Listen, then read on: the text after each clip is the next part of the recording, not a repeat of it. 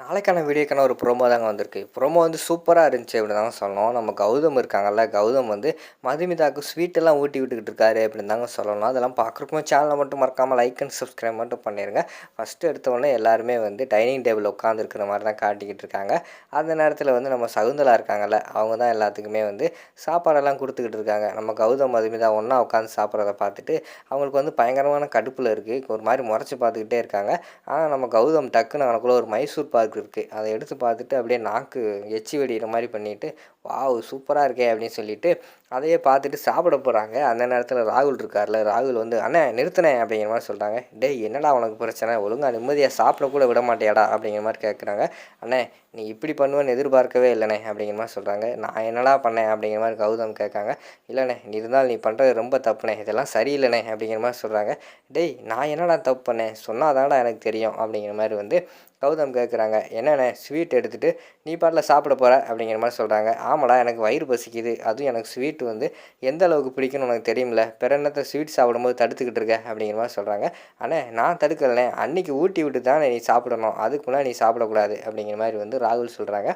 உடனே சந்தோஷம் வந்து சொல்கிறாங்க. சூப்பர்டா ராகுல், நான் கூட இதை யோசிக்கவே இல்லை பார்த்தியா, சூப்பர், டேய் மச்சான் ஒழுங்காக ஊட்டி விட்றா அப்படிங்கிற மாதிரி சொல்கிறாங்க. டேய் உங்கள் அலப்பறைக்கு வந்து ஒரு அளவே இல்லையாடா, என்னடா பண்ணீங்க நீங்கள், கல்யாணத்தில் கூட ஃபோட்டோக்காரனுக்கு முன்னாடி வச்சுக்கிட்டு ஊட்டி விடுங்க, அது செய்யுங்க இது செய்யுங்கன்ட்டு வளைச்சி வளைச்சி போட்டோ எடுத்தாங்களா, அதெல்லாம் மறந்துட்டீங்களாடா, அப்படியெல்லாம் பண்ணி முடிச்சாச்சுலடா, திருப்பி திருப்பி வந்து இப்போ வந்து ஊட்டி விட சொன்னால் என்னடா அர்த்தம் அப்படிங்கிற மாதிரி சொல்லிட்டு இருக்கிற மாதிரி காட்டுறாங்க. அண்ணே அது வந்து கல்யாணத்தில் நான் அரவிந்த் அண்ணே சில பேர் தானே இருந்தோம், யாருமே பார்க்கல, நாங்கள் மட்டும்தான் பார்த்தோம், இப்போ நீ ஊட்டி விட்டா இங்கே இருக்கிற எல்லாருமே பார்ப்பாங்கள்ல, சூப்பராக இருக்குண்ணே ஊட்டி விடுங்கண்ணே அப்படிங்கிற மாதிரி சொல்கிறாங்க. டேய் உங்களோட தலைவலியாக போச்சு, பேசாமல் இருறா, அதெல்லாம் ஒன்றும் வேண்டாம், இங்கே யார் கேட்டா அப்படிங்கிற மாதிரி வந்து கௌதம் சொல்கிறாங்க.